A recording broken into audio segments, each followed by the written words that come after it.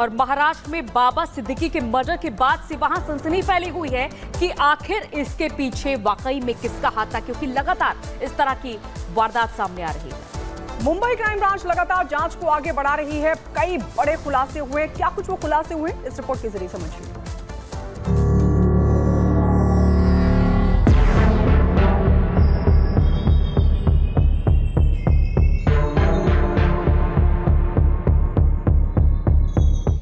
सिद्दीकी की महाराष्ट्र में हुई हत्या ने कई सवालों को जन्म दिया। कब, कैसे, कहां और किसने आखिर इस बड़े हत्याकांड को अंजाम दिया? मुंबई क्राइम ब्रांच लगातार जांच के दायरे को आगे बढ़ा रही है और एक-एक कर हो रहे हत्याकांड में कई बड़े खुलासे। रिपब्लिक भारत की टीम कुर्ला के उस घर भी पहुंची जहां हमलावरों ने अपना डेरा जमाया था।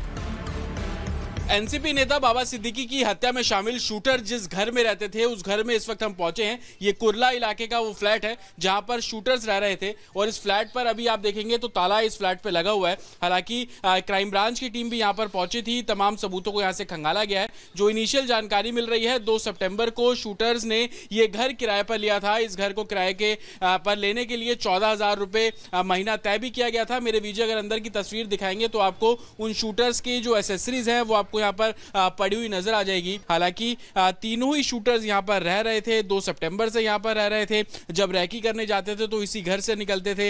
ये भी बात सामने आ रही है कि शूटर्स की प्लानिंग यहीं पर ही की जाती थी और जो फोन पे डायरेक्शन दिए जाते थे उसको लेकर तमाम तैयारियां जो है वो भी यहाँ पर की गई है। शूटर्स जब यहाँ पर आए तो उनके पास कपड़ों के अलावा कुछ और नहीं था। उनके फोन से तमाम जो एक तरीके से चीजें सामने आ रही हैं जिसको वेरीफाई अभी पुलिस कर रही है। पुलिस का कहना है कि फोन में कुछ ऐसा कंटेंट है जो कि जांच का विषय बना हुआ है। इसके साथ ही जिस बाइक का इस्तेमाल हमलावरों ने हत्याकांड को अंजाम देने के लिए किया उसे भी जब्त किया गया। हमले की जगह से 200 मीटर की दूरी पर एक बैग भी मिला। बैग में पिस्टल और पेपर भी मिले हैं। इस हत्याकांड में शामिल 2 शूटर पुलिस ने गुरमैल सिंह और धर्मराज कश्यप को मौके से धर लिया था। मामले में जिशान, शुभम लोनकर और शिव कुमार फरार है। हालांकि पुलिस शुभम लोनकर के भाई प्रवीण को गिरफ्तार कर चुकी है और अब इस मामले में लगातार सनसनीखेज खुलासे हो रहे हैं। पुलिस सूत्रों के मुताबिक प्रवीण लोनकर और शुभम लोनकर दोनों ही हत्या में शामिल हैं। प्रवीण कोऑर्डिनेशन, फाइनेंस और लॉजिस्टिक का जिम्मा संभालता था। आरोपियों के पास से 4 फोन भी रिकवर किए गए हैं। हत्या के बाद बड़ी रकम देने का वादा किया गया था। हर आरोपी को केवल उनका काम बताया गया। प्रवीण और शुभम ही इस ऑफर को लेकर पहुंचे थे। हत्याकांड से पहले कई बार पुणे में मीटिंग भी की गई। इन खुलासों के बाद मुंबई पुलिस ने जांच का दायरा बढ़ाया। बहराइच में शूटर धर्मराज के परिवार के कई सदस्यों को पुलिस ने हिरासत में लिया। हमसे वो रोज पुलिस आई है तब हम जान पावा है। उसके बाद वो कपड़ा ही दुकान पर मंजूरदारी करत रहे। वह से हमका ना पता है कि कहाँ हमारे बच्चे को ले गए हैं, कोई बतावा नहीं। माता जी, हरीश को कब पुलिस लेकर गई थी और क्या बताया गया आपसे? कल रात में ले गई है। क्या पुलिस ने कहा जब वो यहाँ पर आई थी? तो कहीं हरीश का बम्बई ले जाई थी। पुलिस के मुताबिक बाबा सिद्दीकी पर गोली चलाने वाले कातिल शिव कुमार गौतम को लॉरेंस बिश्नोई गैंग से सिग्नल, टेलीग्राम और स्नैपचैट पर आदेश आ रहे थे।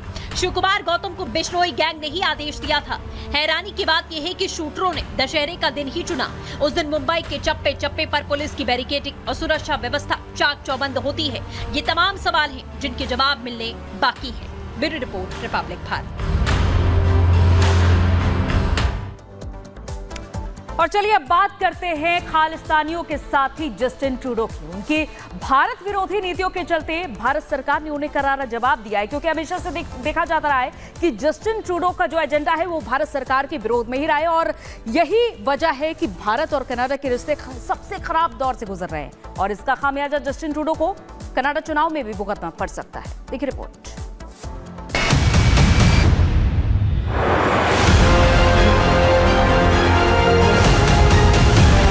ट्रूडो का राजनीतिक एजेंडा, भारत का कनाडा पर तीखा हमला। भारत कनाडा के संबंध सबसे बुरे दौर में है।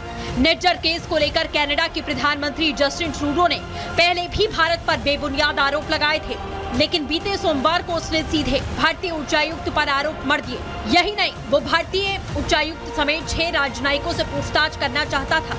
Indian diplomats collecting through questionable and illegal means information on Canadian citizens that were then fed to criminal organizations that would then take violent actions from extortion to murder against Canadians. भारतीय राजनयिकों पर गंभीर आरोप लगाने वाले Canada के प्रधानमंत्री Trudeau की हिम्मत तो देखिए। वो भारत को पत्र लिखते हैं और कनाडा में मौजूद भारतीय राजनयिकों पर वहां अशांति फैलाने के बेतुके आरोप लगाते हैं। इसके तुरंत बाद विदेश मंत्रालय ने एक्शन लेते हुए भारत में मौजूद 6 टॉप लेवल के कनाडाई राजनयिकों को भारत छोड़ने का फरमान सुना दिया। भारत की कूटनीति के आगे ट्रूडो फिर से बौने साबित हुए। मोदी सरकार के सख्त तेवर के आगे ट्रूडो के सारे दावे धरे के धरे रह गए। विदेश मंत्रालय ने ट्रूडो को आईना दिखाया। विदेश मंत्रालय ने अपना बयान जारी करते हुए कहा कि भारत के खिलाफ उग्रवाद, हिंसा, अलगाववाद को ट्रूडो सरकार के समर्थन के जवाब में भारत आगे कदम उठाने का अधिकार रखता है। प्रधानमंत्री ट्रूडो के भारत के लिए बैरपूर्ण स्वभाव लंबे समय से साफ दिख रहे हैं। 2018 में भारत का दौरा किया, जिसका मकसद वोट बैंक को साधना था, लेकिन ये उन्हें असहज करने वाली बात साबित हुई। उनके मंत्रिमंडल में ऐसे लोग शामिल हैं जो भारत के रिश्ते में चरमपंथी और अलगाववादी एजेंडे से खुले तौर पर जुड़े हुए हैं।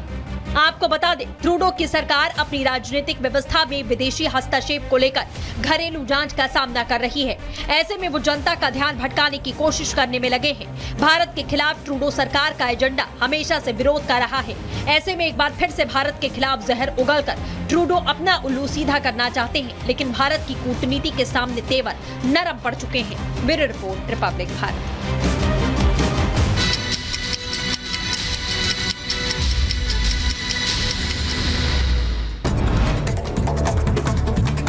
अहमदाबाद में इंडिगो फ्लाइट की इमरजेंसी लैंडिंग। मुंबई से चलकर दिल्ली जाने वाली फ्लाइट की देर रात 12:30 बजे हुई इमरजेंसी लैंडिंग।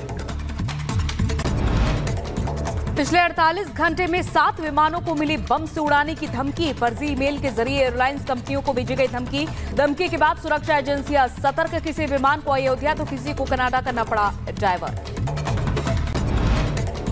प्रयागराज में नाबालिग से रेप के बाद हत्या करने वाले आरोपी का एनकाउंटर। फायरिंग में बदमाश के पैर में लगी गोली। मुठभेड़ के बाद पुलिस ने आरोपी को किया गिरफ्तार। बरेली जेल से फरार कैदी की पुलिस से मुठभेड़ हो गई। फायरिंग में बदमाश के पैर में लगी गोली। पुलिस ने फरार होने के बाद रखा था 25,000 का इनाम। उत्तर प्रदेश के प्रतापगढ़ में पुलिस और बदमाश के बीच हुई मुठभेड़। बदमाश के पैर में लगी गोली। मुठभेड़ के बाद पुलिस ने किया गिरफ्तार। इधर गाजियाबाद में स्नैचिंग करने वाले बदमाश और पुलिस के बीच मुठभेड़ हो गई। फायरिंग में बदमाश के पैर में गोली लगी। कब्जे से चोरी की एक बाइक और एक तमंचा कारतूस बरामद। कानपुर में साइबर जालसाजी का बड़ा खेला है सामने। शेयर बाजार में दोगुने मुनाफा कमाने के नाम पर ठगी करने वाली गैंग का हुआ भंडाफोड़। पुलिस ने 4 शातिरों को धर दबोचा। मध्य प्रदेश के ग्वालियर में तेज रफ्तार कार ने ट्रैफिक कांस्टेबल को मारी टक्कर, फिर 50 मीटर तक घसीटा। सीसीटीवी में कैद हुई घटना। उत्तर प्रदेश के कानपुर में जुलूस के दौरान 2 गुटों में हुई मारपीट। एक ही समुदाय के 2 पक्षों। परिश्रम से बनाई पहचान, पत्रकारिता की शान। राष्ट्र सर्वोपरि सम्मेलन 18 अक्टूबर सिर्फ रिपब्लिक भारत पर।